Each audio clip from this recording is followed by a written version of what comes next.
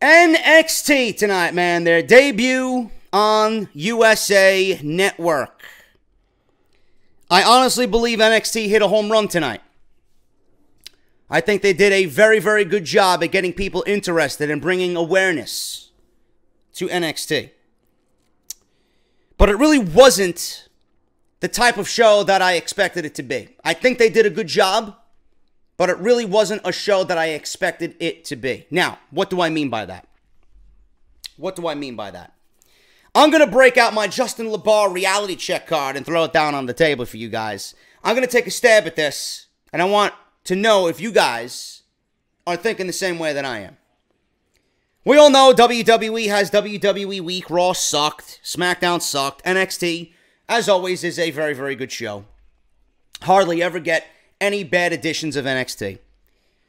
But I honestly think WWE held back on NXT tonight. I don't think WWE let NXT, out of the cage like they usually do.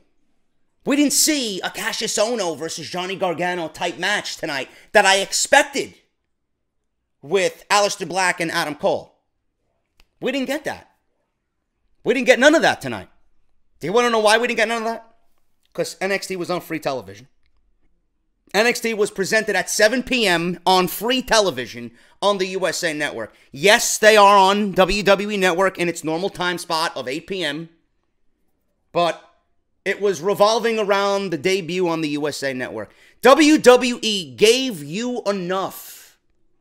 They gave you enough to maybe reach into your pocket and pull out your credit card and subscribe to the WWE Network for $9.99. A lot of you guys came to me on Twitter saying, this is my first time viewing NXT, but I don't want to spend $9.99. I really enjoyed the show tonight. I don't want to spend $9.99 on the network to watch one show. Don't let the WWE and their product on weekly television hinder you from ordering the network. The network pays for itself. $9.99 is nothing. WWE can honestly charge $19.99 for the network, and it would still be a steal. WWE could charge $24.99 for the network, and it would still be a steal. You guys don't realize that some of the comments you say really don't make any sense. Why would you not want to sign up for the network? That does include NXT on a weekly basis, which is the best television program weekly that WWE produces. If you guys want to go back and watch Monday Night Raw when Raw was good, it's on there. You guys want to go back and watch Shane Douglas cut a scathing promo on Taz during old school ECW at the ECW Arena, it's on there. You guys want to go back and relive the glory days of WCW Nitro with the NWO, it's on there. You guys want to go back and watch the Cruiserweight Classic, the Mae Young Classic, every WWE pay-per-view in existence, it's on there. I don't mean for this to sound like an infomercial for WWE Network. Because people come on here and view me and they think I'm a WWE mark. I'm a smart mark. All I do is complain. I don't enjoy anything. We all know the product sucks.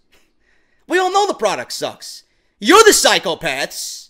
The people that complain about me are the smart marks. Those are the ones that are going to be on Twitter with a wrestling superstar as their avatar, their main profile picture on Twitter. They're going to be the ones quoting wrestling quotes. You'll see a header with like fucking some superstar in WWE as their main header on Twitter. Those are the smart marks. Those are the people that make fun of me. Those are the people that always say, oh, this guy bitches and moans about everything.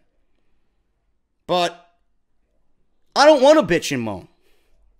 I don't want to bitch and moan every week, man. I want to enjoy myself.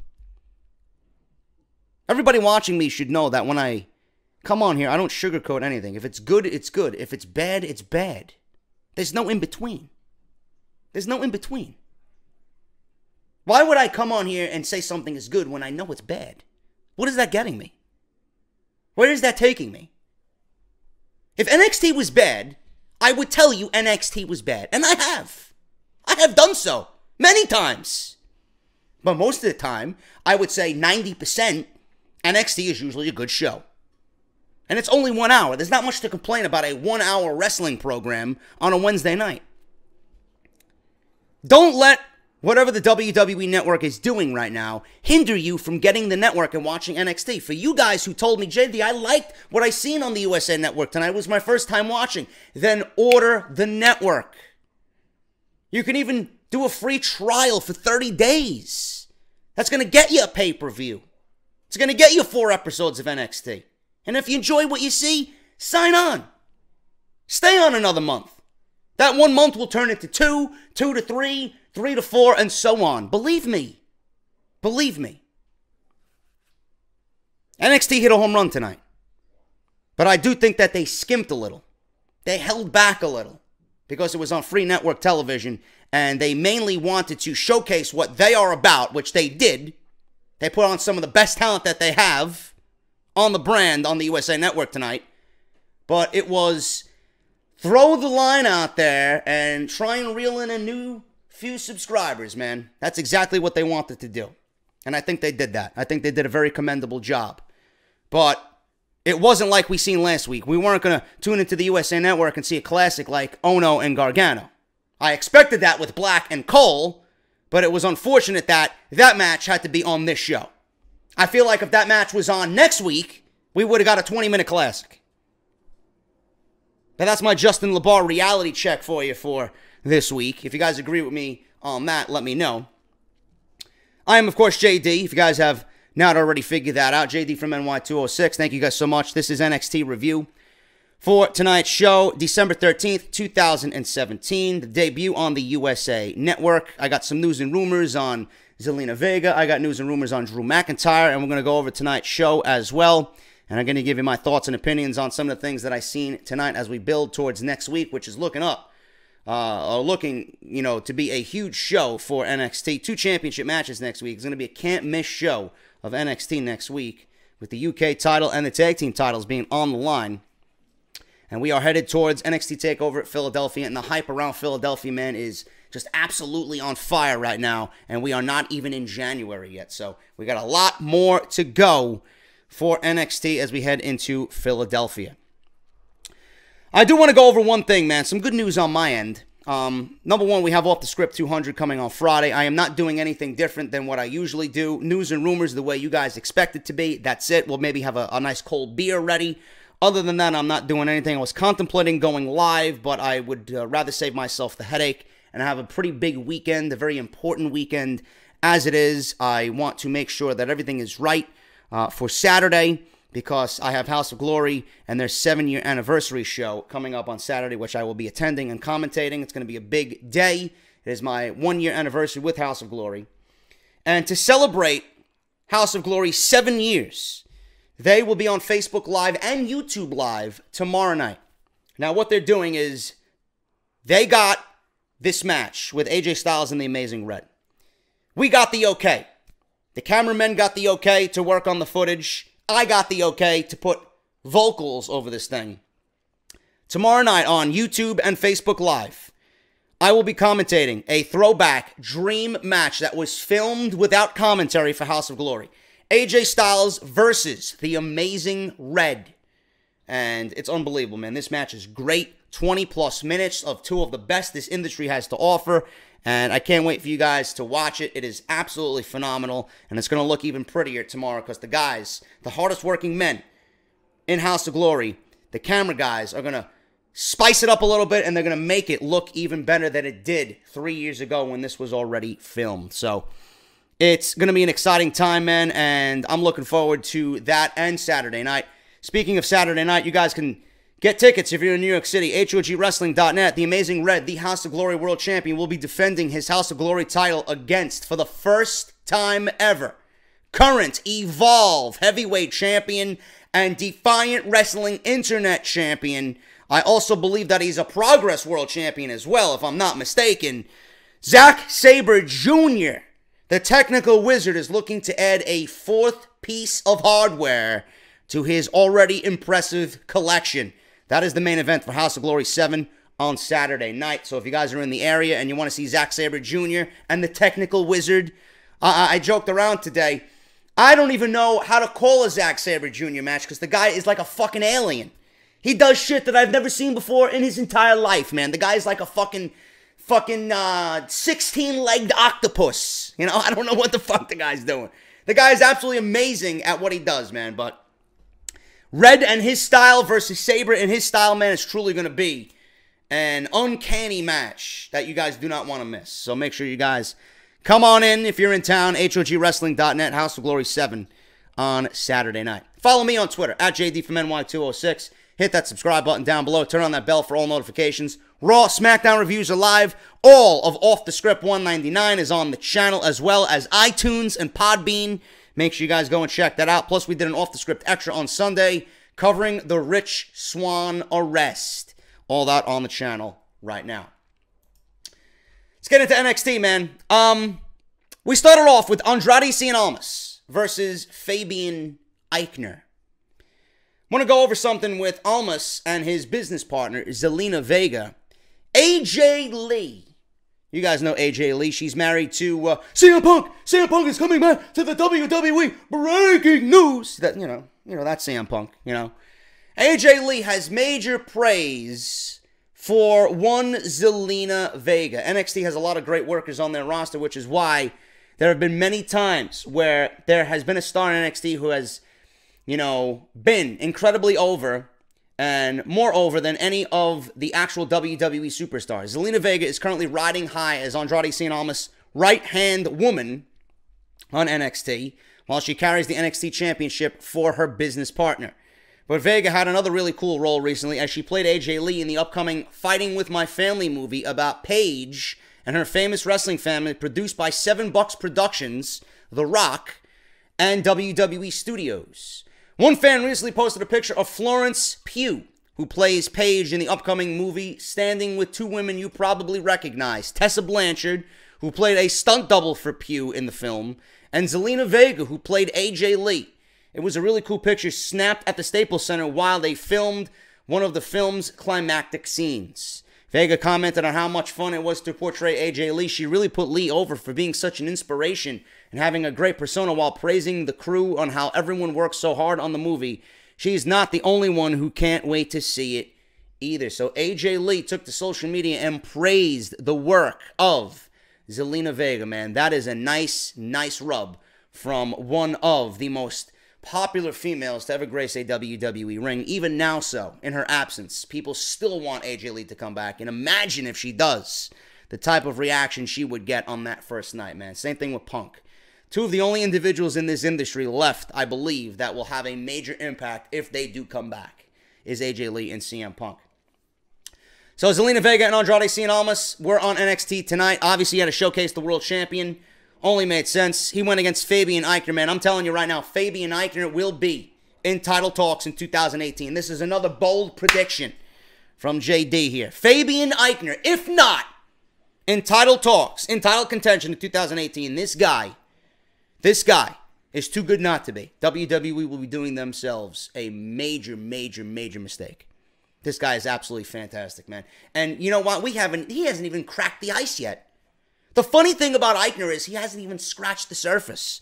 The guy's putting these 2-3-minute matches and he does what he can. You know, normally you go out there, what can you do in 2 and 3 minutes? Fabian Aichner is doing everything he possibly can to let you know, listen, I got 2 or 3 minutes. You're going to remember who I am when you leave this arena at the end of the night. He did a springboard plancha off the top rope that was absolutely mind-numbingly amazing. He jumped on the top rope without any hands, man. Jumped from the ring onto the top rope after running off the ropes onto Almas. The guy is absolutely amazing. Fabian Aichner will be in title talks in 2018. If not, major error by WWE. He was in the Cruiserweight Classic. If you guys remember, I didn't give 2 shits about him then. He put on muscle mass. He gained some weight. He looks like a super heavyweight now. The guy flies around like a cruiserweight, but has the look of a heavyweight. Unbelievable look for Fabian Aichner and an unbelievable athlete to go along with that. He eventually falls to the hammerlock DDT. Almas was getting a little annoyed with the offense of Fabian Aichner. He directed his anger on Aichner. Hammerlock DDT for the win. 1, 2, 3. Your NXT champion disposes of Fabian Aichner in pretty quick fashion.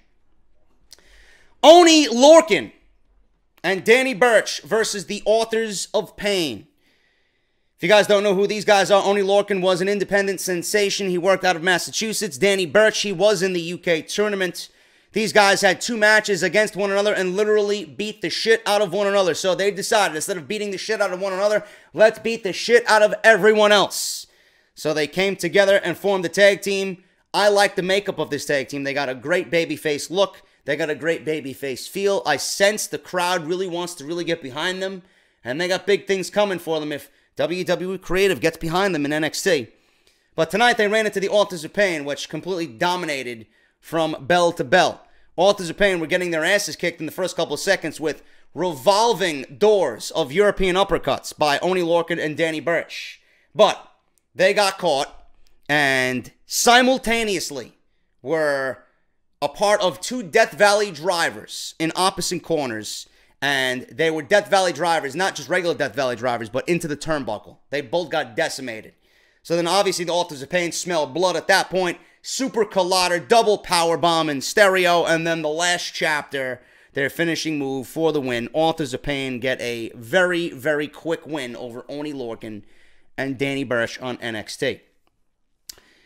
You guys remember that vignette for Shayna Baszler, right? Or what I thought was someone else besides Shayna Baszler because it looked too manly. Well, Shayna Baszler obviously looks like a man herself. No disrespect, by the way, but that vignette made her look more manly than I've ever seen her before. That vignette, that dark silhouette looked like somebody completely else, man. You could have put 2 or 3 different names to that black silhouette, and it could have been that person. People were saying Rockstar Spud. People were saying Donovan Dijak. People were saying Alex Dieter Jr. or Axel Dieter Jr., some guy who's on NXT house shows down in Florida. I thought it was him. I seen him online, and I seen his figure online. I'm like, that's got to be him. That can't be Shayna Baszler. This guy looks like he's wearing a leather jacket, and he's got his hair slicked back. We see the new mystery vignette again this week, and it's revealed. She revealed herself. The Queen of Spades is indeed coming. It is Shayna Baszler coming to NXT, and you know she's going to have a major impact on NXT. And I would not be surprised if WWE goes all in with Shayna Baszler almost immediately. Adam Cole versus Aleister Black. I want to talk about Adam Cole for just a little bit, man. I really do. Aleister Black is self-explanatory. You guys know Aleister Black. He's probably the best thing on NXT, bar none. Adam Cole. I love Adam Cole, man. I really do. Adam Cole came in with a lot of fanfare. Adam Cole came in with a lot of excitement. Adam Cole came in looking to be challenging for the NXT Championship almost immediately. He made that very well known at the end of TakeOver Brooklyn in New York City in August. All of a sudden, Adam Cole had to take a few steps back. And Adam Cole got pushed back a little bit. And it's not because it's his own fault.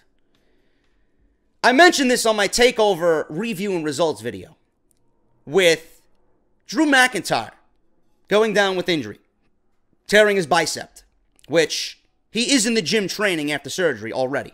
There's been video of McIntyre training with a large cast on his arm doing squats, and he even posted on Twitter, first workout after surgery, some people wait to heal, others heal themselves.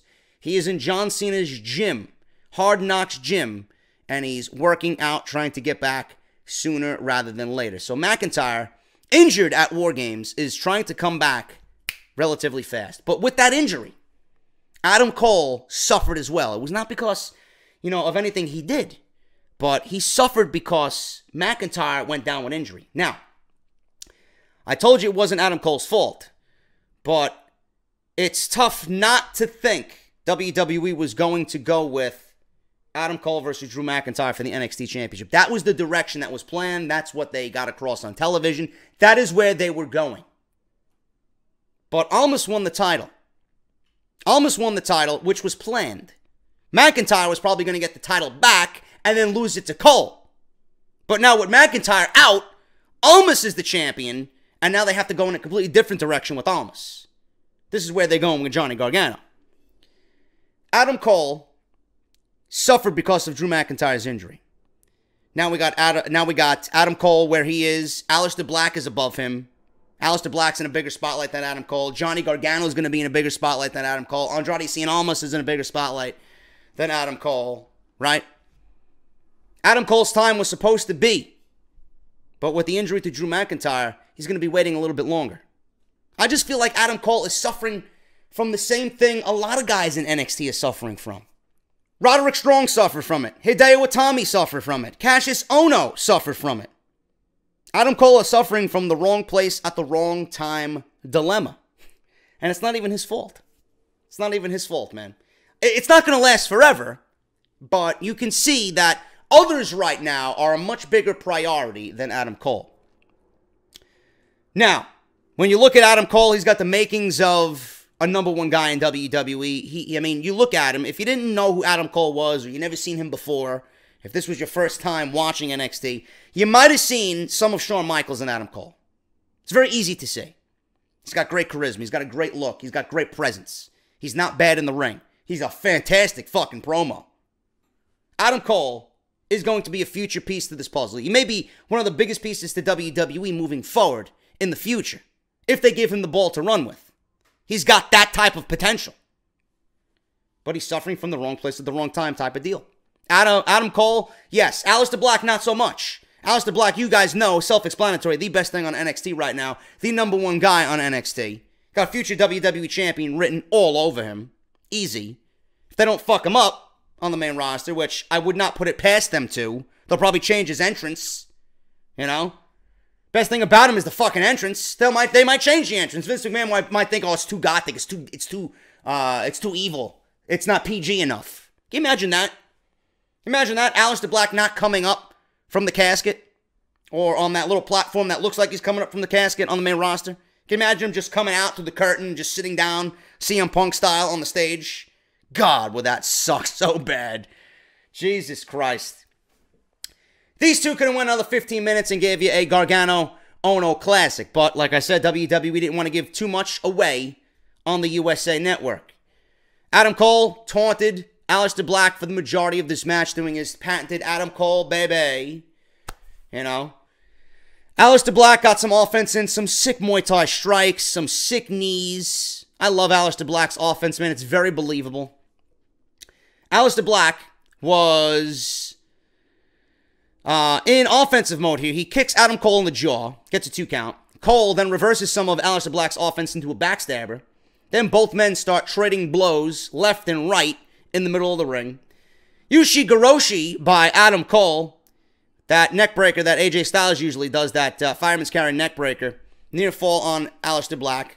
Both men get up. Black blocks a super kick from Adam Cole. Hits him with a devastating knee.